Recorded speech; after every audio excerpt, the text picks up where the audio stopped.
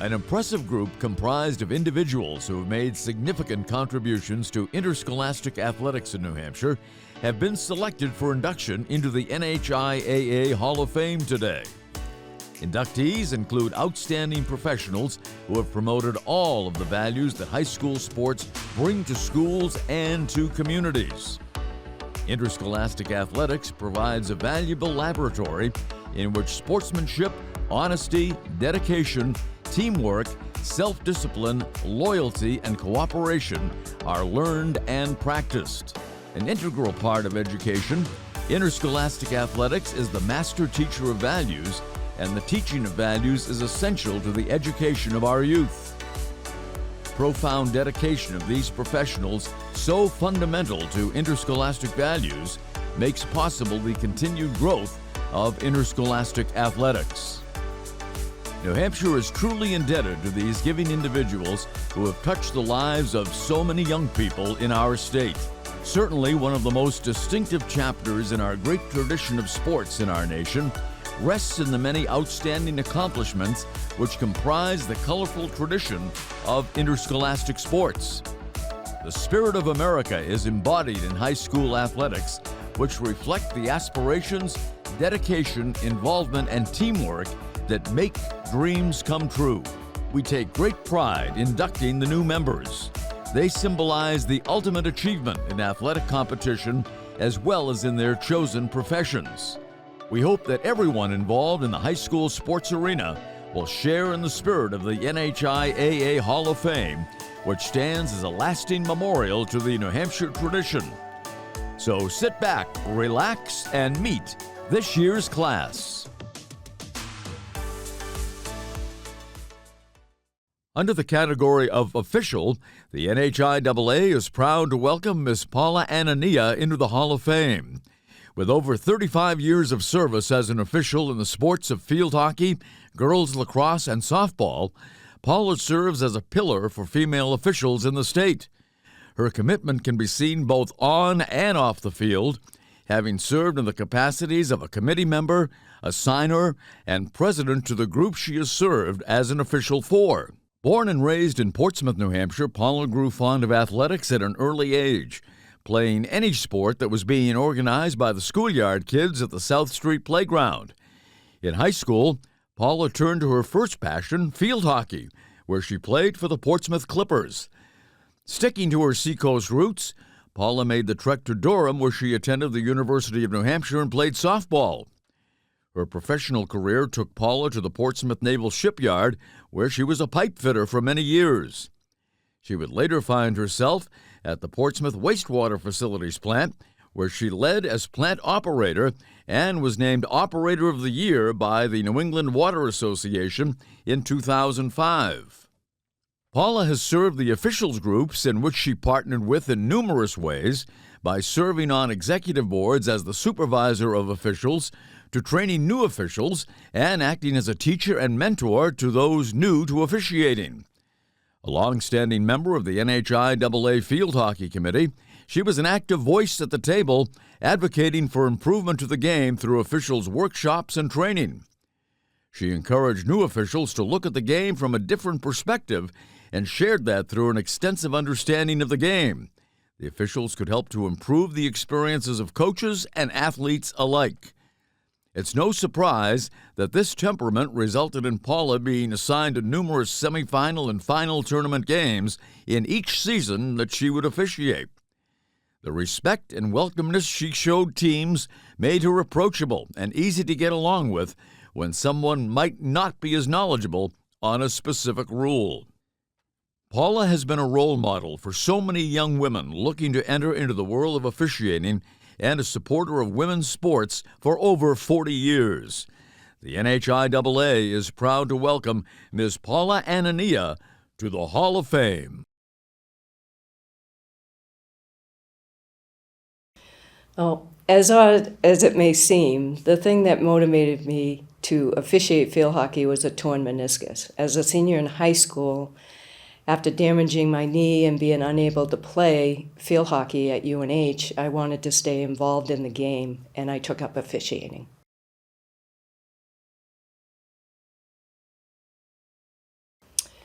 Well, I was able to manage working and officiating by adjusting my work schedule. Early on, as a pipe fitter at the Portsmouth Naval Shipyard, I had the ability to switch to third shift so I could sleep in the morning and officiate field hockey in the afternoon. Later on, as a chief plant operator of wastewater for the city of Portsmouth, I had flexibility with my schedule to allow me to continue to officiate.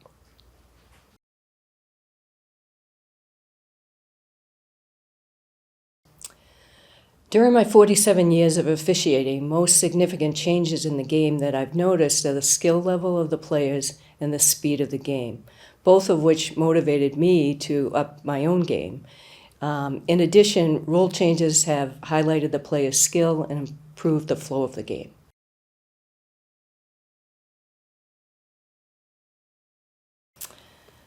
I'd say the most memorable game I officiated was the first championship game that I did with Allison Risch. Although I was a nervous wreck, with her guidance and reassurance, we called it a great game.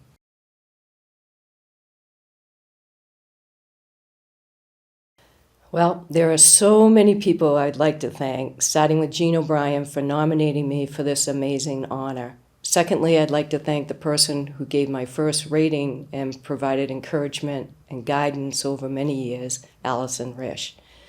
In no specific order, I'd like to thank many other wonderful officials I have worked with, including Libby Mungin, Linda Osborne, Terry Kukish, Julie Andrews, Paula Lieberson, and so many more.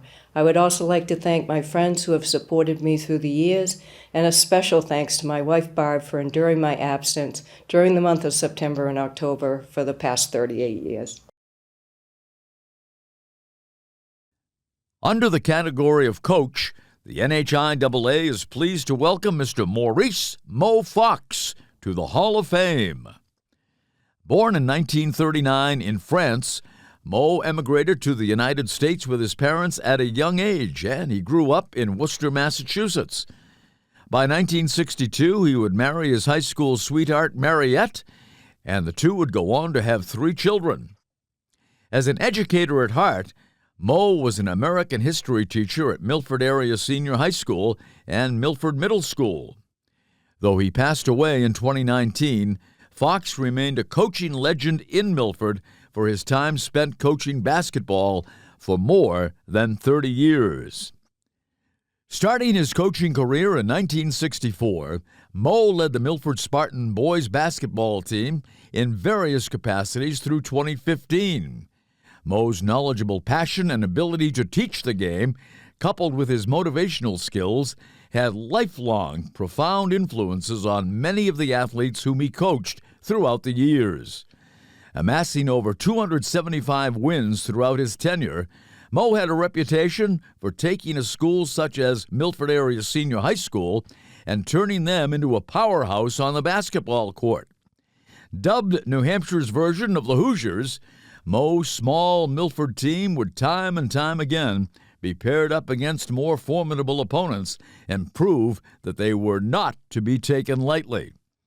Mo's success as a coach is well documented, leading Milford to its first-ever championship after beating a talented Manchester Central High School in 1972.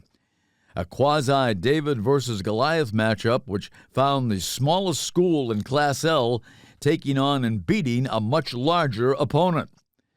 After a reclassification of schools took place, Mo found his Milford team in Class I in 1975, where the Spartans captured another championship in boys basketball.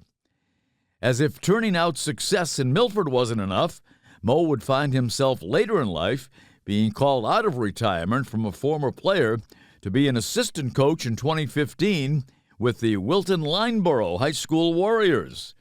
With his help, the Warriors would go on to win the boys basketball championship, the school's first and the coach's third.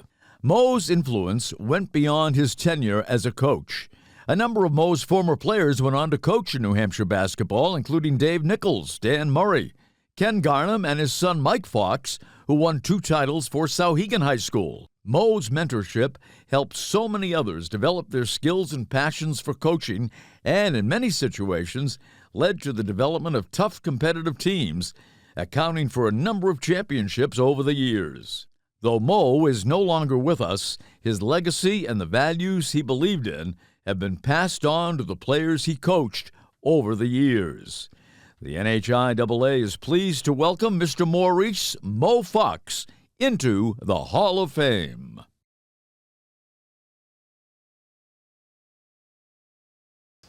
Yeah, I think talking to my mom, Mariette, and she was talking about how my dad had the pleasure of going to Assumption Prep School in Worcester at a time when Assumption, Holy Cross, and some other schools had great teams of basketball, and Worcester was abuzz with great basketball. So my dad certainly loved that.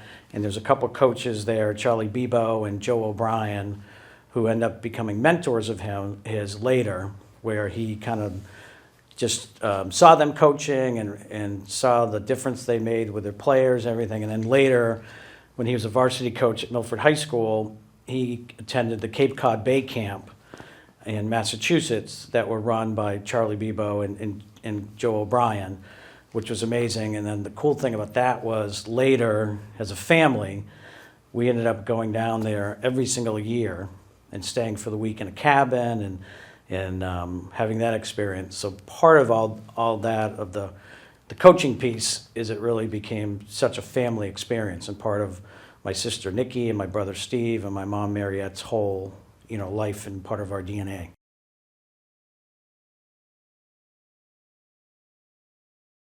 Yeah, I think part of it was my dad was an educator, in the biggest sense of the word. He was a U.S. history teacher in the high school and middle school, and as a coach. So he certainly looked at his job as a coach more than just X's, O's, and wins and losses, and really trying to make a difference in kids' lives. And he had such a passion for it; it really became part of our whole family. My sister Nikki ended up being his manager. Our living room often was strewn with practice shirts that were washed and hanging by the wood stove. My mom sort of didn't love it, but she put up with it as the wife of a coach, who made a lot of sacrifices for that and enjoyed it at the same time.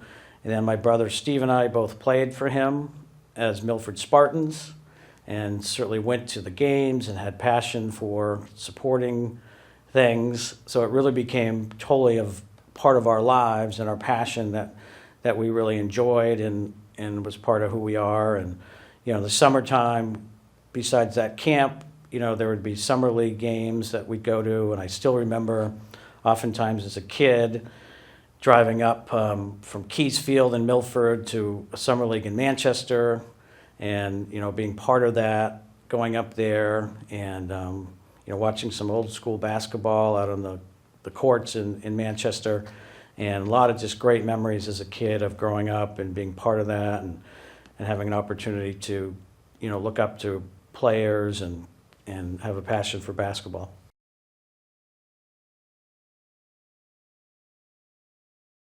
Yeah, I think athletes, he always looked at them as kind of the same. I think he realized for many years he had such a great supportive relationship with parents, and parents were supportive and also understood, though, that they had a role, and my dad also had a role as a coach of doing what's best for the team, even if that made things potentially a little bit hard in the short term for players and parents. And certainly, as things changed, particularly at the end, because he retired from coaching and then came back to coaching in the early 2000s. I think one of it was parents are, a little too involved, a little too much stake in what their kid was doing. I think the only other rule that was maybe changed, which is kind of a funny story, was my senior year, he had turned full-time coaching over to a former player of his, Ken Garnham, who ended up going into coaching and teaching, and my dad was a real role model for. And Ken was the head coach, and my dad was a full-time assistant. And that was the first year of the seatbelt rule. for coaches where they couldn't get up out of their, couldn't be up much, or if the ref requested them to sit, they would have to. And it was the first game of the season. We were playing Merrimack High Tomahawks at Merrimack. And an official, I think, kind of wanted to make a name for himself. And he teed my dad up in the fourth quarter. And we ended up losing by 1. Unfortunately, I missed a shot at the buzzer that was makeable. And so I think he felt a little guilty for that kind of thing. So that's a little bit of an interesting story. A small change in how coaches had to interact with officials ended up being something that makes up an interesting story.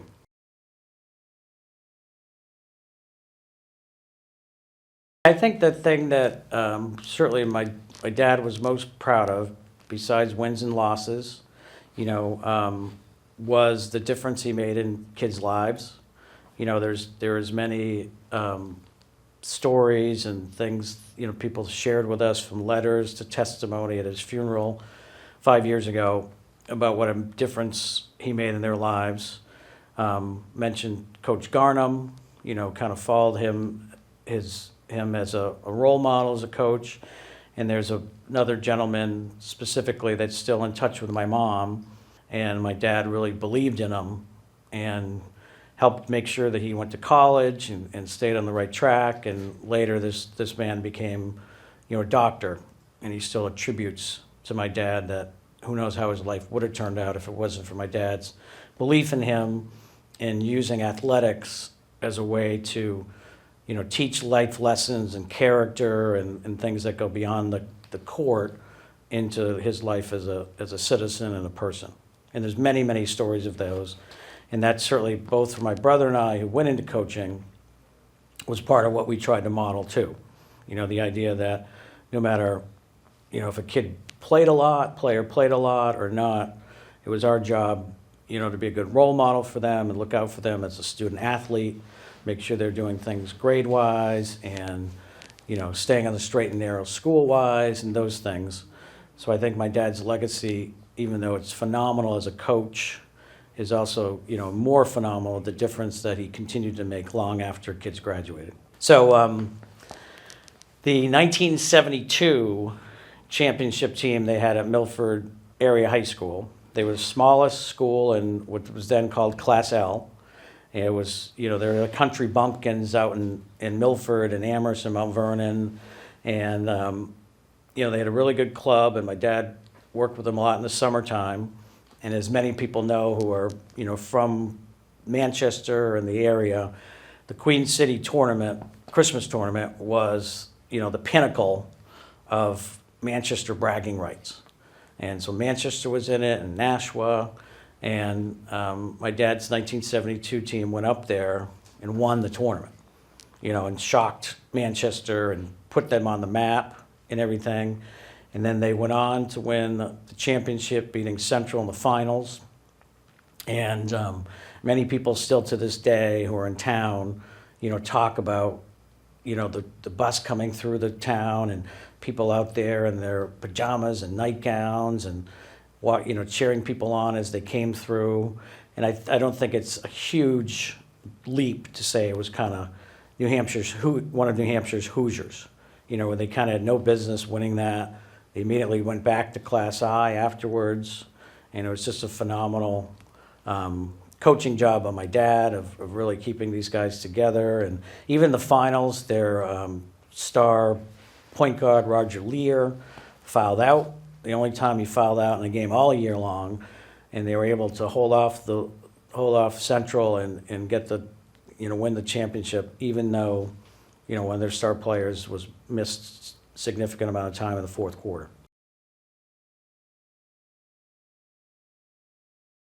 I think athletic director and lifelong friend of his for many years, Rolly Hardwick, I think first understood that my dad, even though he's a guy that came over from France when he was 10, never played any competitive basketball himself, and had coached the junior high team for a couple of years, he recognized in him that he had what it takes to be a really, really great coach. So certainly Rolly was one. And I think the other thing is my dad had such a passion for coaching and becoming a better coach.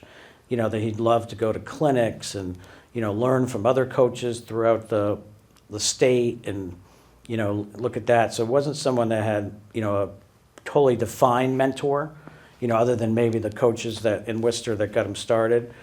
It just had a spirit and a passion for picking other coaches' brains and being there. And I also remember, which I was very proud of as a kid, even though I didn't really like the coach, who was a coach at Bishop Girton, who was an arch rival for us at Milford. And there was some controversy with some of the things he was doing. And, but particularly looking back on it, my dad stood by his side and realized that, although the coach maybe had some flaws, he was kind of getting a raw deal from some coaches in the state. And, I admired his loyalty for him and sticking by him during a challenging time. Under the category of coach, the NHIAA is pleased to welcome William Bill Heydt Sr. into the Hall of Fame. Born and raised in Pennsylvania, Bill had a passion for sports at a young age. Upon his graduation from high school, Bill would go on to Colorado University, where he played football for Coach Eddie Crowder. Following his collegiate playing days, Bill settled down with his wife Carol in the Granite State, where they had 3 children. He found his calling as a physical education and health teacher and ultimately an assistant principal at Franklin High School for the next 38 years. It was at Franklin High School where Bill took to the sidelines, coaching the Golden Tornado football team for 22 years, the outdoor track team for 37 years, and would fill in as a basketball coach when needed. In 1987 and 2009, Franklin High School would take home championships in Class M outdoor track under Coach Heydt's lead. This passion for running sports would play a pivotal role as he was a key player in founding an indoor track team to go along with the outstanding outdoor program. His enthusiasm as a coach led to numerous guest speaking opportunities throughout New England at camps geared towards football and track and field. Though now retired, Coach Heydt can still be seen attending championships as a spectator to this day. Creating a culture of physical fitness at Franklin High School was something that Coach Heydt thought of highly, which could be seen through his desire to run a weightlifting club after school for any interested athletes. Hard work, commitment, and sportsmanship were at the forefront of Coach Heydt's philosophies for his athletes, and the best way to instill these values was to teach by example. It was not talent that made an athlete successful, but rather their abilities to try their best and be committed to the process. He believed in opening his teams to anyone interested in becoming an athlete and advocated for physical fitness. His coaching centered around teaching proper technique first, allowing his athletes an opportunity to perfect those fundamental skills needed to participate on the playing surface.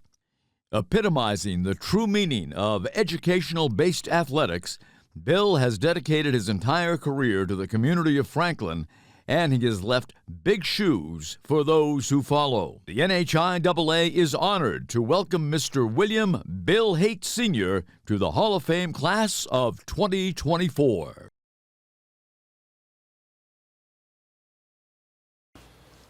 Well, people that influenced me on as far as coaching goes, it started out when I was in high school. I had some coaches that were really good to me, and we were very successful, and it just took off from there.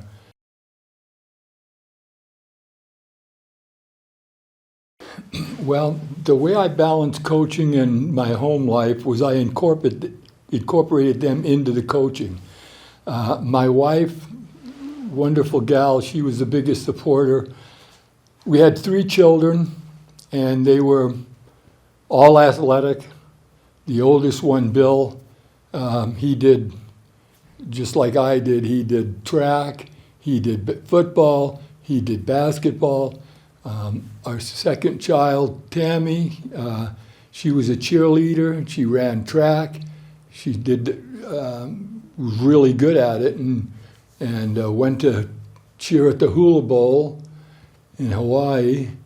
And then our littlest daughter, Krista, she was a state champion in the triple jump as a freshman, and she happens to be a cardiologist now. But and so wherever there were, we all pulled together. We practiced. Oh yeah, taking kids here and there, and my wife was awesome. She was the biggest fan we had, and it was great.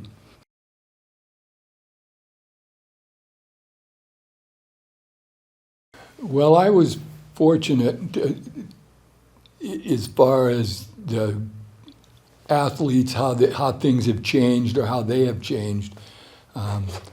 In the middle of my career coaching, I went on a streak of probably 7 or 8 years where we were just really, really strong in track and field.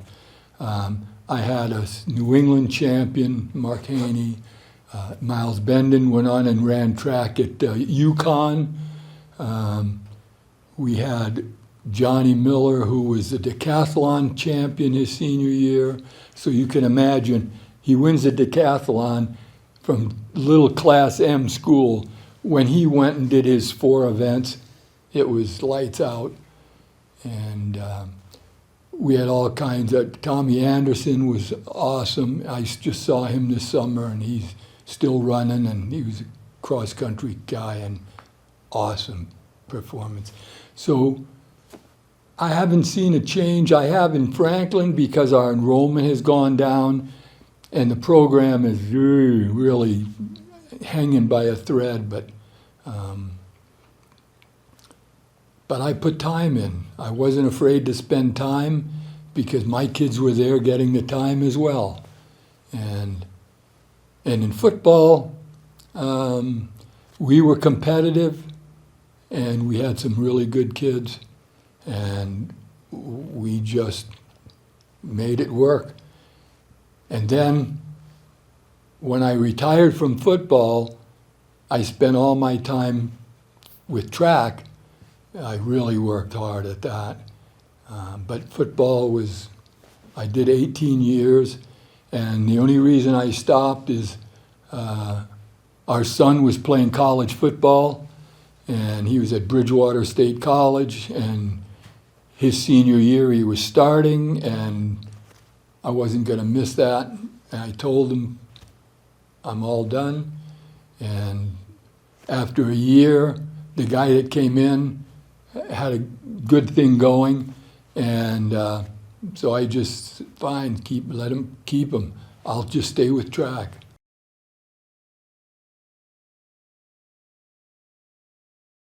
Oh, I have so many memories from all of these, and they're all good. The bad ones we just kind of talk over with the kids and explain what they didn't do and what the other team did that we didn't do, and just to realize the fact that we're not always going to win. This is a tough world out there. You got to go out and work hard and really put some time in. And so we had our good years and we had our bad years, and it was up and down, except track was totally different because we did indoor track for a couple of years, and we had good numbers. We had a whole bus full of kids going to track meets back when if you had 10 kids, we had 25, 30 kids. Now here's an example. When I first started coaching in Franklin, in the off season of football, all winter long, for football or for spring for track, we wanted the kids to lift weights. There was no place to lift weights back then. We got the weights from donations from the community, and we had a storage area. The front steps of the building, there was a underneath spot, we had to bring all the weights in there at night, and we had big mats. You had to roll those up and put them in. So now they have a weight room, probably as big as this or bigger. You walk in, everything's right there. Back in the day, we didn't. We had to pull it all out, set it all up, and that's a non-paying spot. So there I am. School's out at 2:30, 2:45. We've got all the kids we can get down there lifting, and we do that until 4:30, 4:45. Pack it all up. Another funny story is when Marc was competing, we went to Rochester for a meet, and we've never gone over to the seacoast for meets. And so it wasn't just a meet, it was an invitational. And so we had 4 kids that went. Heydt, who was the tough, I mean, he won both events, shot in the disc. And we had another guy that was a shot putter who was 6'7" and about 300 pounds. And then we had another guy that threw the jab. He's my next door neighbor almost. And he's 6'2", and he was in high school. He was probably 3'10". I mean, and so I'm watching from the side, and my 3 guys and Tommy Anderson, the distance runner, they're walking across, and I hear the other coaches, and they're saying, "Who the blankety blank are those 3?" He says, "Oh, that's got to be Heydt and the Franklin crew." And I didn't say anything, but yeah, they knew us. They knew Haney especially, and Anderson, because they didn't get beat very often.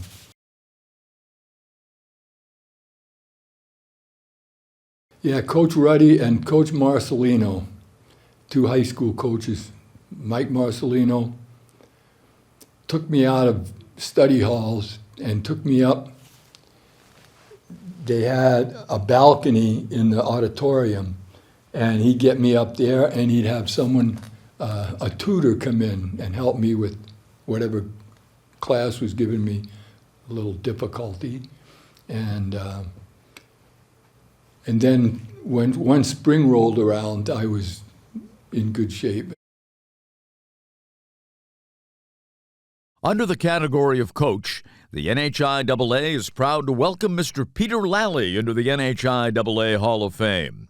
Born and raised in Manchester, New Hampshire to Father Henry and Mother Geraldine, Peter is as homegrown as they come, graduating from Manchester High School West in 1969. After a postgraduate year at Brewster Academy in 1970, he would go on to graduate from St. Anselm College in 1974 and earned his master's degree in administration from Suffolk University in 1980. Throughout high school and college, he participated in various sports, including tennis, skiing, cross country, basketball, and baseball. Following school, Peter would go on to teach for 33 years, where he ultimately found his passion in coaching. A staple in the city of Manchester, Peter dedicated over 40 years of his life to coaching the student athletes at Manchester High School West and Manchester Central High School across 7 different sports. Beginning his career at Manchester High School West, Peter would spend the years of 1975 through 1984 coaching outdoor track, cross country, junior varsity girls soccer, and varsity girls basketball. He would then move on to Manchester Central High School, where he continued coaching from 1984 through 2019 in the sports of junior varsity girls basketball, varsity softball, and most notably girls varsity soccer. Though retired from coaching, Lally's teams have gone on to record some astounding records that will live in Manchester for years to come.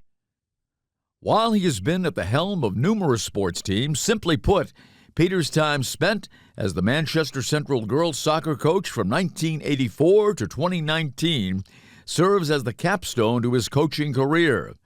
Undefeated seasons in 1996, 1997, 2000, and 2007 have helped lead him to an overall record of 453 wins, 145 losses, and 40 ties. The most wins of all time for any girls soccer coach in the state of New Hampshire. During his tenure at Manchester Central, the girls' soccer team never missed the state tournament, having qualified each of the 35 seasons he coached. This run of success included 17 Final Four appearances, 9 state championship appearances, with 5 of them resulting in championship wins. His teams in 2017 and 2018 received national recognition, being ranked 6th and 19th in the country, respectively, by the United Soccer Coaches Association of America. Along with his team's recognitions, Peter, too, has received recognition, having earned an array of Coach of the Year titles through various organizations, ranging from the New Hampshire Coaches Association to the National Soccer Coaches Association and Adidas. He is also a member of the NHIAA Coaches Hall of Fame, the Queen City Athletic Hall of Fame, and the New Hampshire Soccer Coaches Association Hall of Fame. A champion for female sports, he strived to ensure that female student athletes would have the same benefits as the males. He believes that life lessons come in many ways, and that athletics provides an outlet for one to learn and persevere from their failures. Peter and his wife of 35 years, Annie, still reside in Manchester and take pride in knowing the impact he has had on his student athletes, many of whom continue to stay in touch to this day. The NHIAA is proud to welcome Mr. Peter Lally into the Hall of Fame.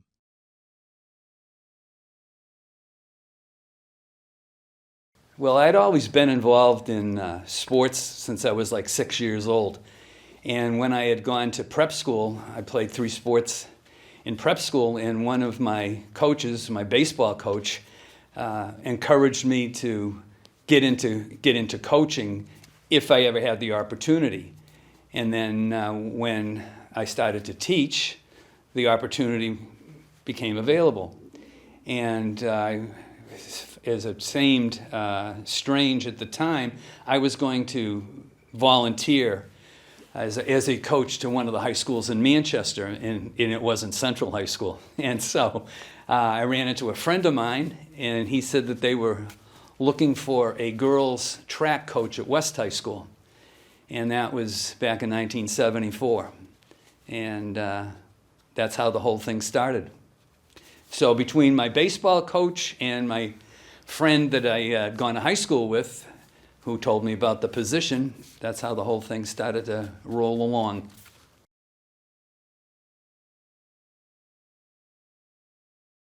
Well, when I started off at 21, 22 years old, it was just me. There was no family. And at that particular time, I was teaching elementary school. Elementary school obviously is a lot different than middle school or high school. You had to budget your time going through the day as far as knowing how long to spend teaching a subject before you could go into another one. So there wasn't any bell ringing to signal the end of the class, get ready for the next class coming in.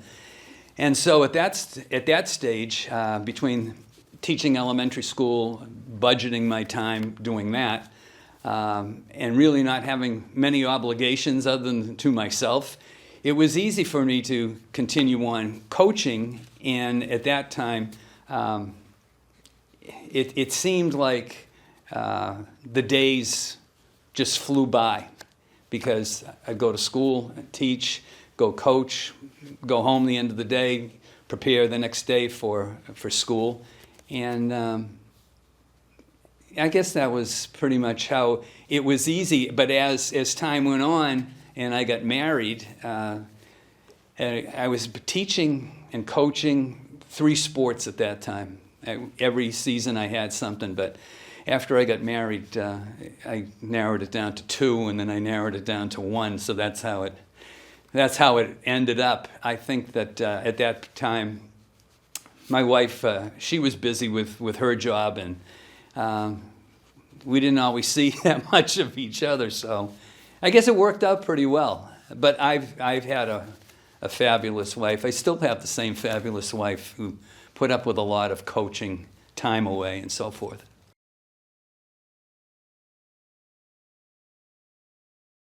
Well, with the infancy of girls' sports is pretty much when I got in, when Title IX was created. And at that particular time, in soccer and track, for example, all the schools were basically bunched into the same division. You didn't have the divisions like you have today. And I remember going back to the early stages of when I was coaching varsity at Central. There was one division, and 8 teams made the tournament. So it didn't make a difference if you were from a small school or a large school. If you were one of the top 8, you got in. If you weren't one of the top 8, then you didn't get in. Since that time, the creation of divisions based on school size made it more equitable for teams to compete. You have teams from schools that might have 300 kids, and then you have schools that have 3,500 kids. So it kind of leveled the playing field more or less in that respect. And the other thing that has changed is the availability of female athletes to get scholarships to play in college. As the years went on, you had more and more opportunity for girls to get scholarships, which was a fabulous thing. Because it seemed like you had some girls that were outstanding athletes, didn't have the opportunities that the boys had, and now they do. So that was another major change that I've seen over the years. Scheduling has always been something that continues to be worked upon. Play the same teams, number of games per season. Some wanted more, some wanted less, and so forth. So that's always evolving as well.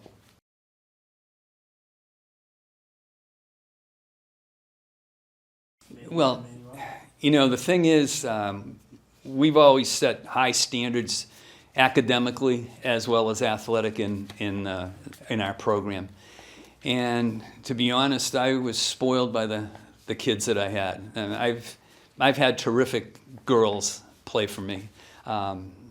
They were fabulous soccer players, and they also were fabulous students. And so the term student athlete certainly applies to the kids that I've had. I've had seasons where marking periods, 22 kids, and they all made some form of an honor roll, whether it be honors, high honors, principals list.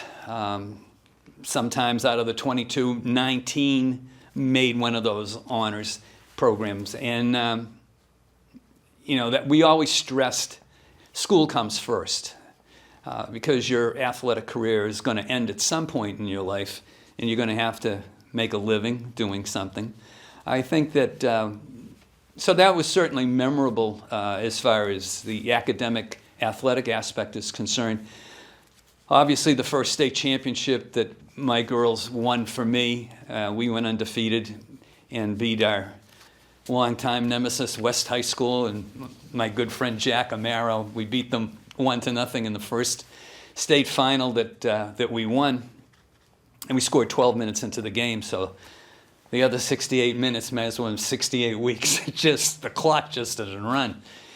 And then in 2017 and 2018, our teams were very successful, giving up 5 goals one year, 6 goals another, and scoring 73 goals one year and 96 goals the next year, and winning state championships, being ranked in the country 6th, 8th. It's quite an accomplishment that these kids were able to get, and they made me look successful. Hopefully I contributed somewhere along the line to our success, but without the girls, we weren't going to do anything. So I was spoiled in that respect.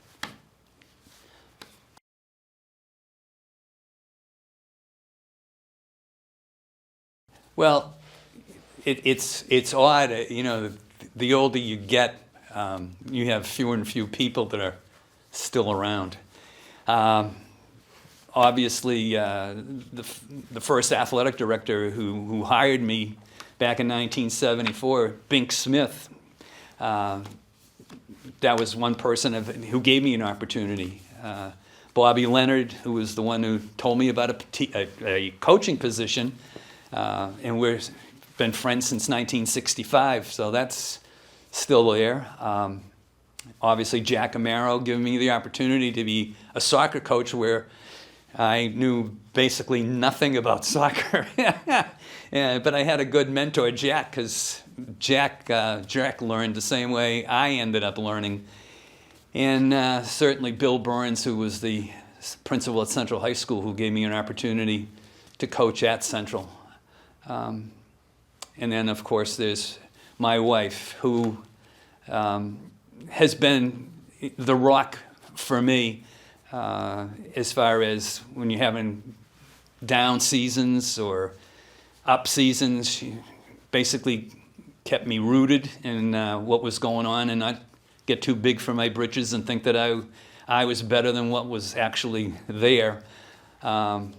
She's been there through thick and thin, and she more or less allowed me to continue because the better we got, the more time that I would spend doing things.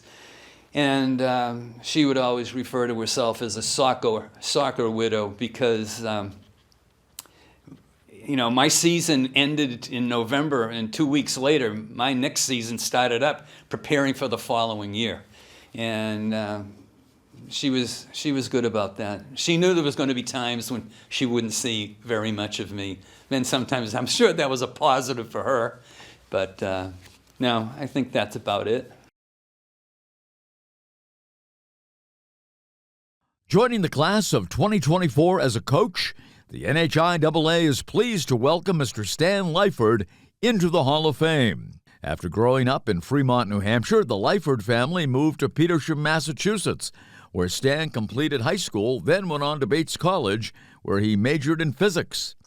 Like many of his era, upon graduation, Stan became a supply officer in the U.S. Navy and was stationed in Portsmouth, New Hampshire on the USS Aeolus.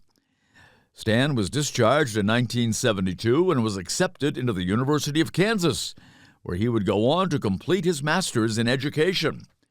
While at the University of Kansas, Stan joined the coaching staff for track and field, which ultimately sparked a passion that would span the next 5 decades.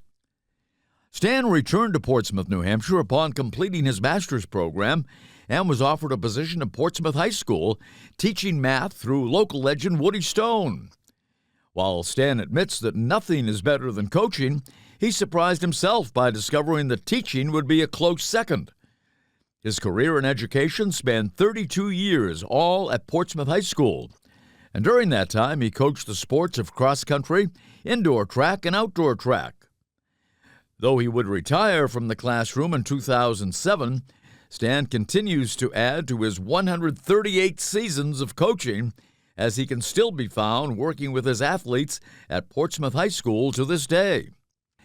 A Walter A. Smith Award winner in 2012, Stan has been seen as one who positively and significantly contributes to the NHIAA and the student athletes on a regular basis. A member of the New Hampshire Track and Field Coaches Association Hall of Fame as of 2015, Stan has also been recognized as Coach of the Year on 3 separate occasions. Stan's teams have had their fair share of success over the years as well. Championship banners adorn the Portsmouth High School Gymnasium for indoor track in 1979, 1980, and 2020, and for outdoor track in 1977, 2017, 2018, and 2019, all of which were under Stan's tutelage. A pioneer of high school athletics, one of Stan's most notable accolades could be his support and devotion to offering opportunities to female high school athletes. When girls cross country and indoor track were introduced to the NHIAA in the 1970s, Stan was at the forefront, serving as a leader to other schools in forming a league where schools could participate. Stan's lasting legacy can still be seen at Portsmouth High School every spring season, where the Clipper Relays are held. The NHIAA is pleased to welcome Mr. Stan Lyford into the Hall of Fame.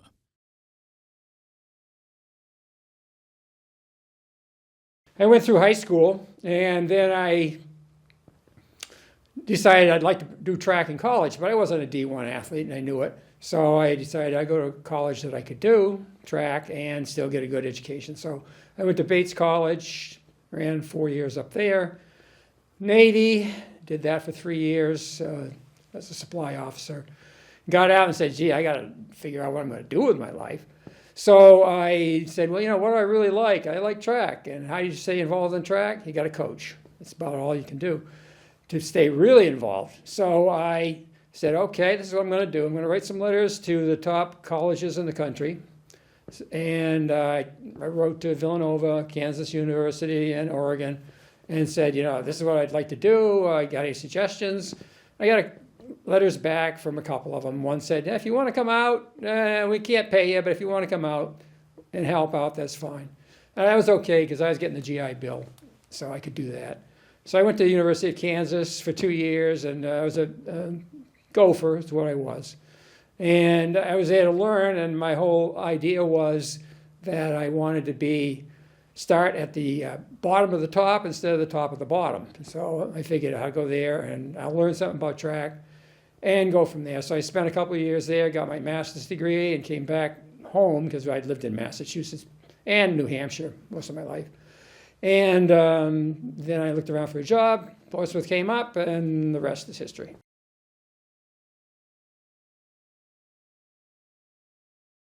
I guess I have to thank my wife for that one. I had met her in college, so she knew I was a track nut right away. So that was a given. And then dragging her out to Kansas to be a track coach out there, she just knew that this is what it was going to be. So she made things work. And I did it for 50 years. I think it's about 148 seasons. And she was very supportive. And I guess I'd have to thank her as much as anybody for how things worked out.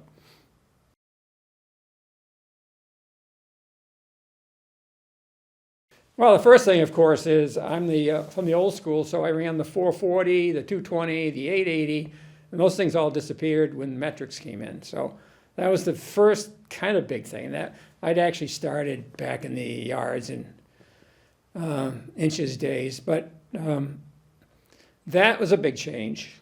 Another one was I started in the days of mega miles for distance training. And that was what was happening back in the early 70s. And we progressed from there to something a little bit better. We follow a different model now. And maybe even doing less mileage than I did even, say, 10 years ago. So the mileage has decreased and maybe quality has improved. Kids about the same, maybe. I guess Portsmouth's gone from a blue-collar town to a white-collar town. And therefore, the kids have become a little bit more entitled. I should say the parents have become a little bit more entitled. So that's something we've had to fight against. What you did in the 70s, you can't do in the 220s, 2020s. So you have to adapt. That's another thing that was part of it. And you're asking about what happened for changes, right? So one of the big changes was they went from hand timing to fully automatic timing. That's a big change. That's only happened in the last 4 or 5 years. And that was a big plus. Tracks have improved greatly. When we got to New Hampshire, there was 1, maybe 2 all-weather tracks. And that kept increasing. And now very many are across the state. But there was a point when that was... Even in Division I, which is Class L back in the old days, they probably had 4 or 5 tracks that you could run on. So we had to schedule everything around that.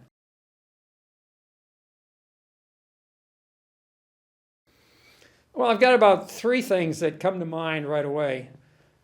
I am on the New Hampshire Track and Field Coaches Association board, and every year we put together a clinic for track coaches. And we try to get local coaches helping local coaches. In other words, what problems do we have in New Hampshire? Well, they're best addressed by having a local coach give you some ideas about how to handle it. I don't go in big for having some coach from some huge college come in and tell me how to coach a Olympic star, which I never get. How about telling me, how do you teach a 14-year-old girl how to pick up a shot put? So we try to gear that, and I think that's a pretty good accomplishment, as we've done pretty well on that. We get speakers in. They're all local for the most part, and they all touch upon things that we can figure out for ourselves or help ourselves. Another thing that I feel relatively good about is every year we do the Clipper relays, and that's been going on since 1937. And what we do is we get about some track meet with only relays, and we get about 1,000 kids in. And it's a big, big deal and a lot of work. And my son and I coach together. And we think, every day we think, why are we doing this? This is a ridiculous amount of work. But then at the end of the meet, you see all the kids, they're having the greatest time of their lives. They're running back and forth across the fields. Everybody's loving what they're doing. I'm thinking, that's what track's all about. Track is to have fun. And I'm glad these kids are out there having fun. So that kind of makes it worthwhile. Maybe one other thing is luckily I had a athlete who went on to be a national champion in the steeplechase back in 2004. Corey Thorne he was a 3-time Division I cross-country champion. He did a lot of New England championships, blah, blah, blah. But we went down to North Carolina his senior year, and he won the national championship, and I thought, my God, that's never going to happen to me again, and that's almost true. Although they did have one other athlete come along who was close to being an Olympian, as Eric Jenkins, a few years later. I haven't had any girls of that talent. Those are the boys I've dealt with. So that was a big plus, just being able to view the top-notch college programs and actually go down to New York City to watch the big meets and know somebody was running. That was a big plus for me.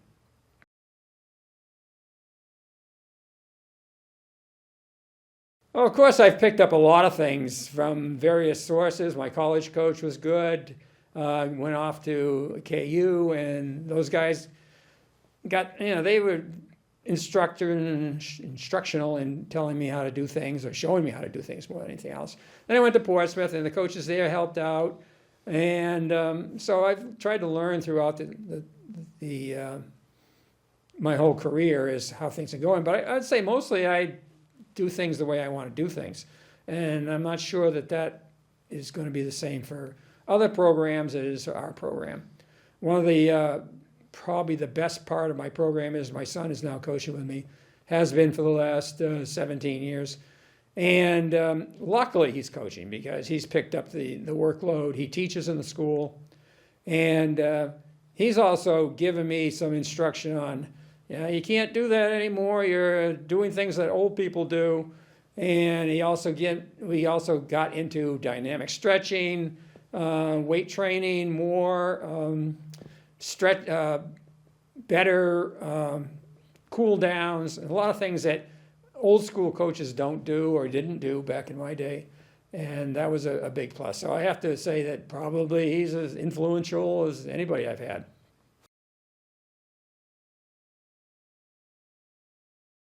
Under the category of administrator, the NHIAA is pleased to induct longtime athletic administrator Mr. Marc Maurais into the Hall of Fame. Born in Newport, Vermont, Marc attended Canaan Memorial High School, then went on to Springfield College, where he earned a bachelor's degree in physical education and later a master's degree in athletic administration. He and his wife Jennifer settled into Amherst, New Hampshire, where both took up careers in education, raising 2 daughters. Marc immediately entered into the career of education, having taken and combined the role of athletic director and physical education teacher at Pittsburgh High School upon completion of his undergraduate degree from Springfield. While at Pittsburgh for 2 years, Marc rounded off his responsibilities and duties by coaching the boys' soccer, basketball, and baseball programs. In the fall of 1992, Marc would go on to be named athletic director of Milford Area Senior High School, known as MASH, and it was there that his passion for athletic administration would blossom into a long and memorable career. As if walking into his new school in 1992 wasn't challenging, Mash was going through big changes. In his first year as athletic director, Maurais saw the split of his student body as Sauhegan High School opened its doors to Amherst and Mount Vernon students, ultimately cutting his enrollment in half. Marc held true to the town of Milford, ensuring that their large number of athletic programs and school identity were able to survive through this time of uncertainty. Sticking true to his early beginnings while at Milford, Marc assumed the roles of physical education teacher from 1992 to 2004 and varsity basketball coach from 1993 through 97. Marc sees school athletic programs as a significant part of the educational program as a whole, and through athletics, student athletes can develop intellectually, physically, and emotionally, thus preparing them for challenges that follow later in life. He believes that while winning is important, perspective must be kept in order to balance what is good for the team versus the individuals. He believes that sportsmanship through character and respectful behavior far outweigh the score at the end of a game. A testament to his leadership, the school has earned 3 sportsmanship awards, and his teams have earned 19 state championships. Marc's service to student athletes reached far beyond those who attended Milford High School, having served on the NHIAA volleyball committee for over 25 years. Along with these accomplishments, he was named Administrator of the Year by the New Hampshire Football Officials Association on 5 separate occasions. He was named Athletic Director of the Year in Division II in 2019 by his peers, and received the Tony Urban Unsung Hero Award in 2020 for his embodiment of the ideals of the NHIAA. The NHIAA is pleased to welcome Mr. Marc Maurais into the Hall of Fame.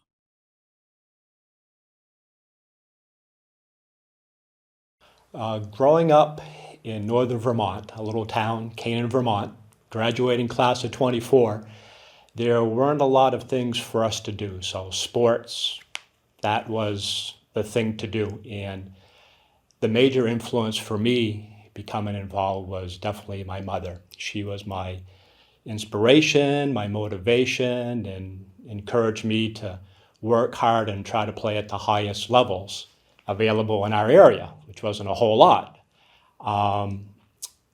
So without her behind the scenes, it just would not have happened. And I was very lucky also that a big influence was my high school athletic administrator, Bob McGuire. I looked to him as a role model. I wanted to follow him to Springfield College where he went and become a PE teacher. From a small town, going to a city, that was a big reach. And then throwing in with my mother passing away my senior year, college wasn't going to be 100% thing to happen for me. But with him and other people, and especially my family, they gave me the support to encourage me and support me to choose the career path that I did. So I was very lucky to have those positive influences.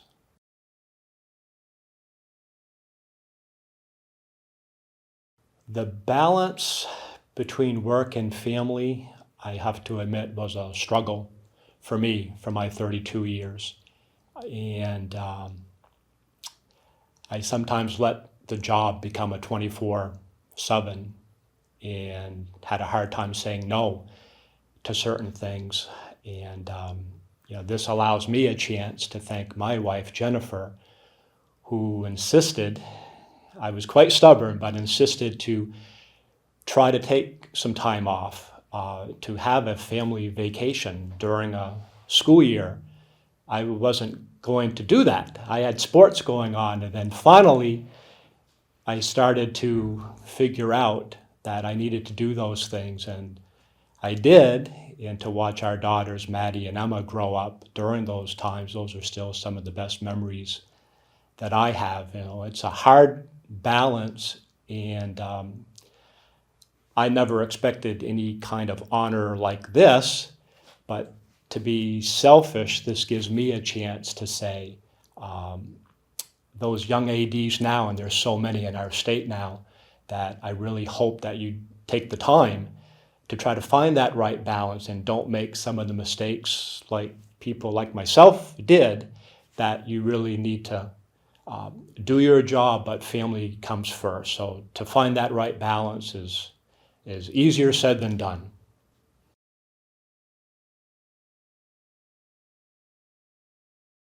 The changes in interscholastic athletics, just huge, just amazing. The 2 years in Pittsburgh were just great, learning to do everything, and things were a certain way, and a person like me, pen and pencil guy, those were awesome. But over the years, some of the changes would be the reliance in technology, the influence of social media.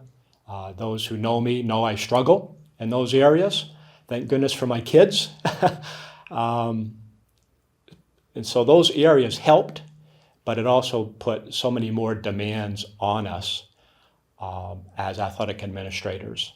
Another change over the years, definitely communication, how when those issues would come up, it would always be early on, face-to-face interactions and picking up the phone and setting up a meeting. And now it just seems to be so much more reliance on those other ways, which I think that hurts us overall. And one other area would be the overall development of the student athlete. There used to be just so much focus on developing character and leadership and hard work and sportsmanship and representing your town, representing your school, representing your team, which I think is number one.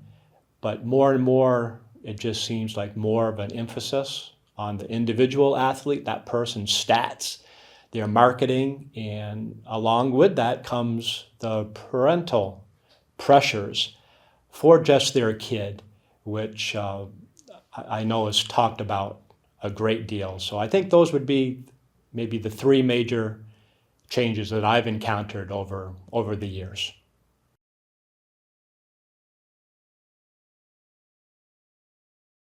That's a tough question. How you define success, and at Milford we were very successful with many individual champions.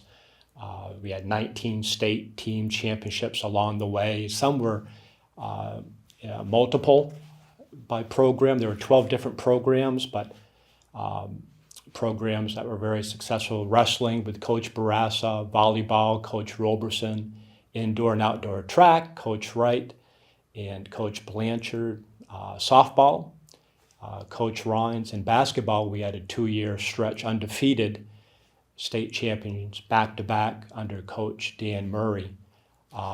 One single moment that was certainly a highlight was working with two-time National High School Player of the Year and future soccer professional player Morgan Andrews. You don't come across athletes like that very often. So those were all special in their own way. But to narrow it down, or to say one area that I look back on with a lot of pride, was our area of sportsmanship, where our teams were recognized often.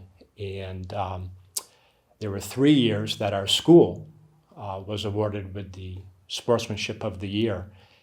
And those stand out for me. I just took a lot of pride in working with the kids to become good people, learn from our mistakes. Nothing was better for me going to a meeting and hearing from another AD about a team from Milford that had been there and how well they were behaved and they did all these great things. Our officials, how great that would be, having them come to our school and commenting, or they would like coming to Milford. So that would be the one area that if I was to say, I hope I left a good mark, was in that area of overall sportsmanship, and those 3 school years in particular that our school won that sportsmanship award. And we celebrated that, and so I'm proud of that.